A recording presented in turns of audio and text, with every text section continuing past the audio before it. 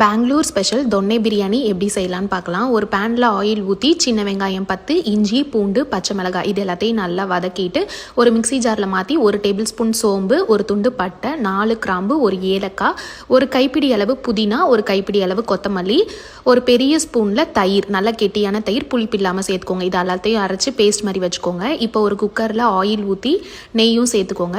பெரிய வெங்காயம், பிரியாணி இலை இது எல்லாத்தையும் நல்லா ப்ரௌன் கலரில் வர வரையை வதக்கி நம்ம அரைச்சி வச்சுருக்க பேஸ்ட்டை இது கூட சேர்த்து நல்லா எண்ணெய் பிரிஞ்சு வர்ற அளவு வதக்கிட்டு அது கூட மிளகாத்தூள், மல்லித்தூள் ஒரு 1.5 டேபிள் ஸ்பூன், பிரியாணி மசாலா இருந்தால் 1 ஸ்பூன் ஆட் பண்ணிக்கோங்க. அப்படி இல்லாட்டி சிக்கன் மசாலா இது எல்லாத்தையும் நல்லா மிக்ஸ் பண்ணிவிட்டு சிக்கனையும் போட்டு நல்லா வதக்கிடுங்க. தேவையான அளவு உப்பு போட்டு நான் இன்றைக்கி ஜீரக சம்பா ரைஸ் 2 கப் எடுத்திருக்கேன். 1 கப்புக்கு 1.5 கப், ஸோ 3 கப் தண்ணி ஊற்றி நல்லா கொதிச்சதுமே ஊற வச்சிருக்க ரைஸை இது கூட சேர்த்துட்டு உப்பு செக் பண்ணி ஒரு 10 நிமிஷம் ப்ரெஷர் குக் பண்ணி எடுத்திங்கன்னா சூப்பரான தொன்னை பிரியாணி ரெடி ஆயிரும். ட்ரை பண்ணி பார்த்துட்டு எப்படி இருக்குன்னு கமெண்ட்ஸில் சொல்லுங்கள். தேங்க்யூ, பாய்.